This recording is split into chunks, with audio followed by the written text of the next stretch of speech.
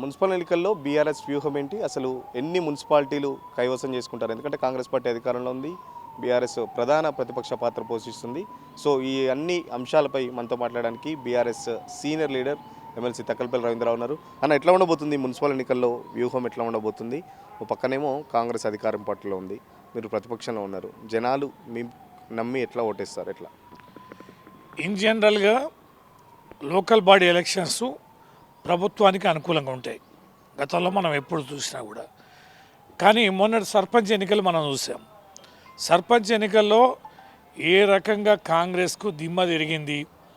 దాదాపుగా 4,000 పైన సర్పంచులు గెలిచిన విధానం చూస్తే బరిగిసి కొట్లాడారు మా పార్టీ సర్పంచ్ అభ్యర్థులు. ఎవరు సహకరించినా సహకరించకపోయినా, రాజకీయాల డబ్బులు ఇచ్చినా ఇవ్వకపోయినా స్వతహాగా డబ్బులు సమకూర్చుకొని ఇంకా 3 ఏళ్ళు కాంగ్రెస్ ప్రభుత్వం అధికారంలో ఉందని తెలిసినా కూడా వారు కొట్లాడిన తీరు, గెలిచిన విధానం చూస్తే ఖచ్చితంగా ప్రజల్లో వ్యతిరేకత ఉంది. కనుక మా గెలుపు సాధ్యమని మా పార్టీ అభ్యర్థులు భావించారు. కనుకనే బరిలో నిలిచారు, పోటీపడి ఎన్నికల్లో పాల్గొన్నారు, బ్రహ్మాండంగా గెలిచారు. గెలిచినవి కూడా చిన్న ఇస్తాన గ్రామ పంచాయతీలు కాదు, చిన్న చిన్న గ్రామ పంచాయతీలు కాంగ్రెస్ గెలిస్తే పెద్ద పెద్ద గ్రామ పంచాయతీలు మండల స్థాయి హెడ్ క్వార్టర్స్ కూడా బీఆర్ఎస్ పార్టీ గెలిచింది. ఇవాళ ప్రభావం కూడా చూస్తే మా పార్టీ కౌన్సిలర్ కానీ కార్పొరేటర్లు కానీ విపరీతమైన పోటీతత్వం ఉంది, విపరీతమైనటువంటిగా ఘర్షణ వాతావరణం ఉంది. ఒక్కొక్క వార్డులో అనేక మంది నామినేషన్స్ కూడా వేయడం జరిగింది. ఇవాళ విత్ డ్రాయల్స్కి చివరి రోజు బీఫారాలు ఇస్తున్నాం.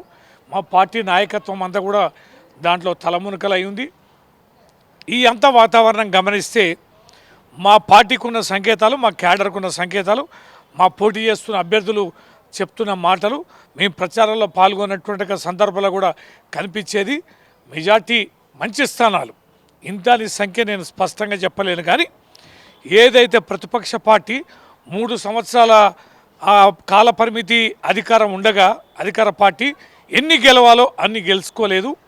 మేము ప్రతిపక్ష పార్టీగా మరిన్ని స్థానాలు, మెరుగైన స్థానాలు అయితే గెలుచుకోపోతున్నాం. గట్టి పోటీ. మీరు గతంలో అధికారంలో ఉన్నప్పుడు అసలు కాంగ్రెస్ పార్టీకి బోని చేసిన పరిస్థితి కూడా లేదు. సో ఇప్పుడు మీరు ప్రతిపక్షంలో ఉన్నారు, మరి ఏంటా ధీమా ఏంటి? గతంలో సర్పంచ్ స్థానాలకు సంబంధించి అయితే రూరల్లో కొంచెం డిఫరెంట్ వాతావరణం ఉంటుంది. ఇక్కడ అర్బన్లకు సంబంధించి కొంత ఓటర్లు చైతన్యవంతులు ఉంటారు, చదువుకునే వాళ్ళు ఉంటారు, యువకులు ఉంటారు. సో ఎట్లా మిమ్మల్ని మరి వాళ్ళని ఎట్లా ఆకట్టుకునే ప్రయత్నం చేస్తున్నారు? అదే కదా ఇప్పుడు తెలంగాణలో జరుగుతున్నది. విద్యావంతులు, మేధావులు, చదువుకున్న వాళ్ళు, ఉద్యోగస్తులు, విద్యార్థులు, యువకులు అందరూ మోసపోయినాం మొన్నటి ఎన్నికల్లోనే కదా. ఏ వర్గం సంతృప్తికరంగా ఉంది? ఉద్యోగస్తులు సంతృప్తికరంగా ఉండరా? మొన్న మూకుమ్మడిగా మద్దతు చేశారు. ఇవాళ ఉద్యోగస్తులను అడిగి చూడండి ఎంత అసహనం ఉందని, ఎన్ని మాటలు చెప్పారు. ఇవాళ రిటైర్ అయిన ఉద్యోగాలు నిరసన దీక్షలు చేపడుతున్నారు. ఉద్యోగస్తులు లేరు, విద్యార్థులు లేరు. ఇవాళ మెడికల్ హాస్పిటల్ పోయి చూడండి, వైద్యులు లేరు, టాబ్లెట్స్ లేవు, పరీక్షలు లేవు, పాఠశాల టీచర్లు సరిగా లేరు, యూనివర్సిటీలు నిర్వీర్యం చేశారు. ఎక్కడ చూసినా అదే గందరగోళం. ఉద్యమకారులకి జాగలు ఇస్తామన్నారు, ఏమైనా ఇంటి స్థలాలు, ఏమైనా పెన్షన్ ఇస్తామన్నారు. విద్యార్థులకు స్కూటీలు ఇస్తామన్నారు, విద్యార్థినులకి ఏమైనాయి? 5 లక్షల రూపాయలు ఇస్తా అన్నారు, ఏమైనాయి? మహిళలకి 2,500 ఇస్తామన్నారు, ఏమైంది? మహాలక్ష్మి ఏమైంది? వృద్ధులకు పెన్షన్లు, ఇవన్నీ ఏ వర్గాలు కూడా సంతృప్తికరంగా లేదు.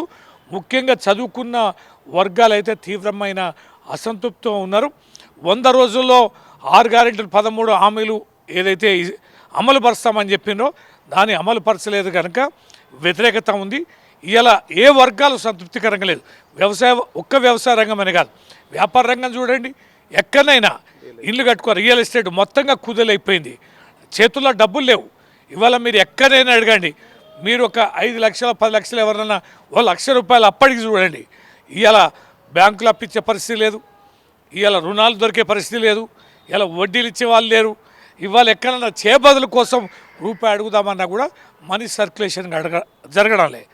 గత 10 సంవత్సరాలు మా పాలనలో ఇట్లా జరగలే. కనుక ప్రజలకు కూడా సెగ తగిలింది, మంటలేసింది. ఈ అసంతృప్తి, వ్యతిరేకత అనేది ప్రభుత్వం పైన తీవ్రంగా కొనసాగుతుంది. కనుక పట్టణాల్లో మున్సిపాలిటీలో చెత్త చూడండి ఏడాది పైన అయింది మున్సిపల్ ఎన్నికల కాల పరిమితి అయిపోయి చెత్త తీయక విపరీతమైన దోమలు మన డ్రైనేజీలు బాగు చేయక దోమల బెడతోటి ఎన్ని రకాల మలేరియా అతర ఇతరత్ర వైరల్స్ కూడా మనం ఎన్నో మనం చూస్తున్నాం. కనుక చికెన్ గున్యా లాంటిదైతే విపరీతంగా వచ్చింది చికెన్ గున్యా. ఈ రకమైన దుర్గంధ భరితంలో ఉండి విపరీతమైన దోమల బెడతతోటి వైరల్ ఇన్ఫెక్షన్స్ అయ్యి ప్రైవేట్ హాస్పిటల్ గవర్నమెంట్ హాస్పిటల్లో సరిగా ఆదరణ లేక ప్రైవేట్ హాస్పిటల్లో లక్షల కొద్ది రూపాయలు చెల్లించిన పట్టణ ప్రజలు చాలామంది ఉన్నారు. వారందరూ కూడా ఈ ఎన్నికల ద్వారా తమ అసంతృప్తిని వ్యక్తం చేసి ఈ ప్రభుత్వానికి ఇకనైనా కన్ను విప్పగలగాలి. 3 సంవత్సరాలు మీ కాల పరిమితి ఉంది, కానీ మా అసంతృప్తిని కూడా గమనించండి, ఇగో ఇదే మేము ఇస్తున్న సంకేతమని ఖచ్చితంగా ఈ మున్సిపల్ ఎన్నికల్లో చెప్పబోతున్నారు. అది ప్రభుత్వం పైన తీవ్రమైన వ్యతిరేకత, అది మాకు అనుకూలతగా మలుతుంది. మా మీద పెడుతున్న అక్రమ కేసులు కానీ కేసీఆర్ గారిని స్వయంగా కేసులకు పిలవడం, విచారించే తీరు కానీ, ఆ అమర్యాదగా వ్యవహరించే తీరు కానీ, మా హరీష్ రావు గారు కేటీఆర్ గారిని పిలిచి విచారిస్తున్న తీరు కూడా, ఈ కేసులన్నీ కమిషన్లు కానీ సిట్లు కానీ ఏసీబీలు కానీ ఇవన్నీ ప్రతిపక్ష గొంతును నొక్కడం కోసం చేసే ప్రయత్నమే తప్ప ఇది వారు ఏం తప్పు చేయలేదనేది కూడా చదువుకున్న ప్రతి ఒక్కరిలో ఇది వెళ్ళింది కనుకనే ఈ ఎన్నికల అనుకూలంగా ఉండే అవకాశం. గతంలో ఈ కార్ రేస్లో కేటీఆర్ సంబంధించిన నోటీసులు కానీ హరీష్ రావుకి సంబంధించి మొన్న ఏదైతే ఫోన్ ట్యాపింగ్లో కానీ మొన్న కేసీఆర్ కూడా నోటీసులు, ఇవన్నీ మీకు మైనస్ అవుతాయా ప్లస్ అవుతాయా? ఎందుకంటే గతంలో కాళేశ్వరం మీద కూడా పెద్ద ఎత్తున ఆరోపణలు వచ్చాయి. గత 2 సంవత్సరాలుగా మీ అవినీతి ఆరోపణలనే బేస్ చేసుకొని అవినీతి చేశారు 10 ఏళ్లలో అని చెప్పేసి కాంగ్రెస్ పార్టీ పెద్ద ఎత్తున ప్రచారం కూడా చేస్తుంది. సరే, మొన్నటికి మొన్న కేసీఆర్ కూడా సిట్ నోటీసులు లేకపోతే విచారణ ఇవన్నీ మీ మున్సిపల్ ఎన్నికలకు సంబంధించి అది మైనస్ అవుతుందా ప్లస్ అవుతుందా, ఎట్లా ఉండబోతుంది? ఇప్పుడు మైనస్లు ప్లస్ల గురించి లెక్కలేసుకునేది కాదు ఇది. ఎన్నికల ముందు కేసీఆర్ గారి కుటుంబం పైన చాలా విపరీతమైన వికృత ప్రచారం చేశారు. దూరలని గడీలని అపాయింట్మెంట్లు ఇయ్యరని, ఎమ్మెల్యేలు కూడా దర్శనం లేదని, మంత్రులకు దర్శనం లేదని, లేదా విపరీతమైన అవినీతి అని, ఒక కుటుంబంలో పదవులని ఇట్లా రకరకాలుగా విషయ ప్రచారాలు చేసి ఒక ప్రభుత్వం పైన కేసీఆర్ గారి కుటుంబం పైన ఒక వ్యతిరేకతని మాత్రం కాంగ్రెసు బీజేపీ కలిసి చేసిన ప్రచారంలో అప్పర్ హ్యాండ్ అయ్యారు. కనుకనే అధికారంలోకి వచ్చాక తేట తెల్లమవుతుంది. ఇచ్చిన హామీలు అమలు పరచలేక, సంపదను సృష్టించలేక, అధికారులు మంత్రులతో పనిచేయించలేక, అనేకత అవినీతి పెంచి పెరుగుతున్న తీరు, ఇవన్నీ క్రమం ఎప్పుడైతే జరుగుతుందో డౌన్ఫాల్ అనేది ప్రభుత్వాన్ని కనిపిస్తుంది. ఈ డౌన్ఫాల్ అనేది కేసీఆర్ గారి వైపు పోతుంది. ఊహో చేసినాయని విష ప్రచారాలైనా, మరి కాళేశ్వరం మీద కమిషన్ వేశారు కదా, ఏమైంది? మరి ఘోష్ కమిషన్ ఏం అవినీతి తేల్చలే కదా, మరి ఒకవేళ తేలితే వీళ్ళే కేసీఆర్ గారిని అరెస్ట్ చేసేవారు కదా, సిపిఐకి ఎందుకు ఇస్తారు? అది ఒకటి తేలిపోయింది. విద్యుత్ మీద కొనుగోలు మీద అనేక రకాలుగా అవినీతి 1000 కోట్లు జరిగింది అన్నారు, కమిషన్ వేశారు, నివేదిక ఇచ్చారు, అది నివేదిక ఇంతవరకు బయటికి లేదు. ఈ కార్ రేసింగ్లో పాయ్ ఏదో కేటీఆర్ గారు చాలా తప్పు చేశారు, ఘోరమైన తప్పు చేశారు, అవినీతి జరిగిందని ఏసీపీతో చేసి పుంకాలుగా టీవీలలో మీడియాలో ప్రసారం చేశారు. అది ఇవాళ అడ్రస్ లేదు. ఇవాళ ఫోన్ ట్యాపింగ్ అనేది ఓ పెద్ద భార్యలు అయినాయని విన్నరని, హీరోయిన్లు విన్నరని, వ్యాపారస్తుల విన్నరని, ఏదో వసూలు చేసిన వికృత ప్రచారం ఏదైతుందో ఇది గత 2 సంవత్సరాలుగా చేస్తుంటే తేలడాలే దొరకడాలే. అందుకనే వాళ్ళతోటి కాదని సజ్జన్నారు మునగాడు గొప్ప అధికారి, ఇక ఆయనైతే ఏదో పీకుతాడని ఇలాంటి అధికారిని వేసి కేసీఆర్ గారిని దమ్ము ధైర్యం లేదు విచారించడానికి, ఆ దమ్మున్న మునగాడు పోటుగాడు కావాలని ఈ సజ్జనాన్ని పట్టుకొచ్చి విచారణ చేశారు. నేను ఇలా తెలంగాణ ప్రజలకు విజ్ఞప్తి చేస్తున్నా, ఘోష్ కమిషన్ కాళేశ్వరం ఏమైందో, విద్యుత్ కమిషన్ ఏమైందో, ఈ కార్ రేసింగ్ ఏమైందో, ఈ ఫోన్ టాపిక్ అన్నిటికంటే ఇంకా వరస్ట్ కేసు ఇది.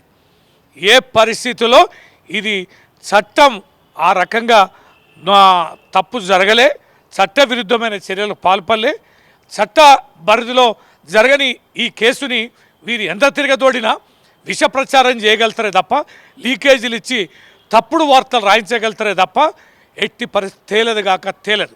అందుకనే ఇవన్నీ గాలి వార్తలని తేలిపోతున్నాయి. అందుకనే వారి మీద ఏ అంశాలనైతే ఏ ఎజెండానైతే పెట్టుకొని అధికారాన్ని కైవసం చేసుకున్నారో వాటిని ప్రూవ్ చేద్దామంటే సాధ్యం కాడాలి. ఇవాళ ప్రూవ్ అయ్యేది ఏంటంటే వారు చేస్తున్నటువంటి ఒక వైఫల్యాలు, వారు ఇచ్చినటువంటి ఒక వైఫల్యాలు, ప్రభుత్వ వైఫల్యం, చేతగాంతనం, చేవగాంతనం ఇలా ముఖ్యమంత్రి నోటి వెంట వస్తున్నది.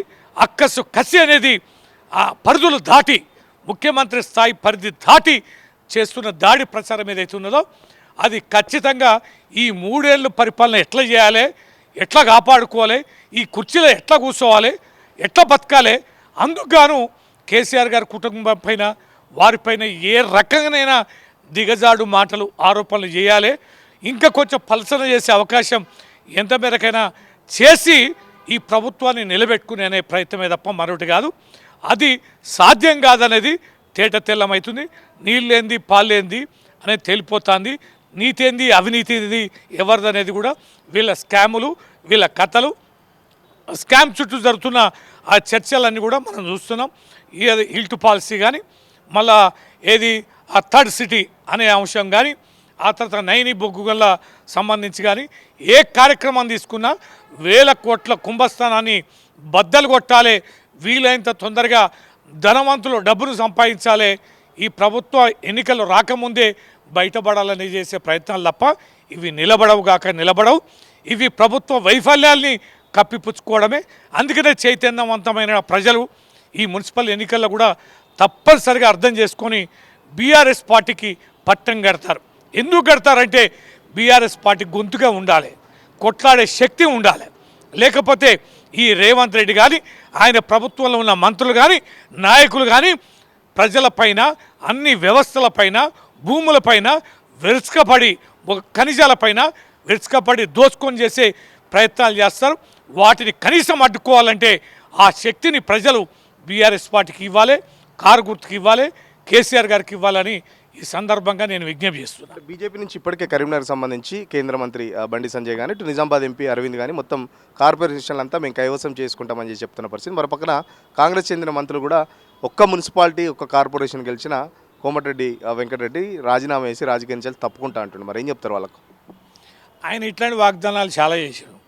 కోమటిరెడ్డి ఆయన ఏ మైకంలో ఉండో చేసి మాట్లాడతాడు. ఆయన మాటలకు, కామెంట్లకు ఇవాళ ఎవడన్నా ఛాలెంజ్లు నిలబడే పరిస్థితి అనేది లేదు. అట్లాంటి నిబద్ధత లేని ఆయన గురించి మాట్లాడడం అనేది కాదు. కానీ బీజేపీకి కొద్ది ప్రాంతాల్లో వాళ్ళకు ఉంది. ఏదైతే వాళ్ళు 8 మంది ఎమ్మెల్యేలు ఉన్నారో, 8 మంది ఎంపీలు ఉన్నారో, ఆడ వారు ప్రతిష్టాత్మకంగా తీసుకొని కొంత మేరకు ప్రయత్నం చేస్తారు. కానీ వారు స్థానాలు అక్కడ ట్రయాంగిల్ ఫైట్ ఉంటుంది. కాంగ్రెస్, బీజేపీ, బీఆర్ఎస్ ఉంటుంది. ఆ ట్రయాంగిల్ ఫైట్లో కూడా ఖచ్చితంగా మేమే విజయ సంకేతాన్ని మాకున్నాయి. విజయం బీఆర్ఎస్ పార్టీ ఖాతాలోనే ఉంటుంది.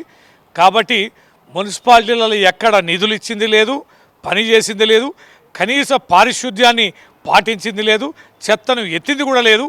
ఈ 2 సంవత్సరాల్లో వారి యొక్క పాలన మున్సిపాలిటీలలో అవినీతికి అవకాశం ఇచ్చింది తప్ప అభివృద్ధికి ఏమాత్రం కూడా స్థానం అనేది దొరకలేదు. కనుక వారికి విజయం అనేది అసంభవం అనే సందర్భంగా మాకు స్పష్టంగా తెలుసు. Thank you. ఖచ్చితంగా కొన్ని ప్లేస్లలో మాత్రం అటు BJP, BRS, Congress triangle fight ఉంటుందని చెప్పి చెప్తున్న పరిస్థితి. 2 ఏళ్ళుగా కాంగ్రెస్ ప్రభుత్వం కేసీఆర్ కుటుంబం మీద చాలా వరకు ఆరోపణలు చేసింది. ఒకటి కూడా దాన్ని నిరూపించలేకపోయింది. సో ఈ పట్టణ అర్బన్ ఓటర్లకు దీనికి సంబంధించి ఒక ఐడియాకి వచ్చారు. గతంలో రూరల్కి సంబంధించి సర్పంచ్ ఎన్నికల్లో చాలా మెజార్టీ స్థానాలు గెలిచాం. సో రూరల్ కంటే ఇప్పుడు ఏదైతే హామీలు ఇచ్చారో దాని అమలుకు సంబంధించి కూడా అన్ని వర్గాల ప్రజలు అయితే చాలా అసంతృప్తితో ఉన్నారు. మళ్ళీ కేసీఆర్ రావాలంటూ ఖచ్చితంగా దానికి సంబంధించి మున్సిపల్ ఎన్నికల్లో కూడా ప్రభుత్వానికి పెద్ద ఎత్తున గుణపాఠం చెప్పేందుకు అర్బన్ ఓటర్లు అయితే రెడీగా ఉన్నారు. మెజారిటీ స్థానాలు మేము గెలిచి చూపెడతాం. ప్రభుత్వ వ్యతిరేకత అయితే చాలా లోతుగా ఉంది, చాలా గ్రౌండ్లో చాలా సీరియస్గా ఉంది. ఆ ప్రభుత్వ వ్యతిరేకతనంతా మేము ఒక దగ్గరికి చేసి ఖచ్చితంగా ఓట్లను మేము డైవర్ట్ చేసుకుంటామని చెప్పి చెప్తున్న పరిస్థితి. మరి పక్కన బీజేపీ ప్రభావం కూడా అక్కడక్కడ కొంత ఏదైతే బీజేపీ ఎంపీలు ఉన్నారో కరీంనగర్ కానీ, నిజామాబాద్ కానీ ఇట్లా కొన్ని చోట్ల బీజేపీ స్థానాలు కూడా మెరుగుపడతాయని చెప్పేసి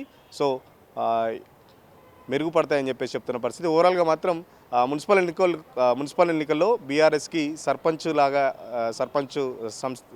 స్థానాలకు సంబంధించి ఏదైతే ఫలితాలు వచ్చాయో సో మున్సిపాలిటీలో కూడా అదే రిపీట్ అవుతాయని చెప్పేసి ఎమ్మెల్సీ తకలపల్లి రవీందర్ చెప్తున్న పరిస్థితి. వీడియో జర్నలిస్ట్ సతీష్తో సురేష్ తొలివేలు కోసం హైదరాబాద్.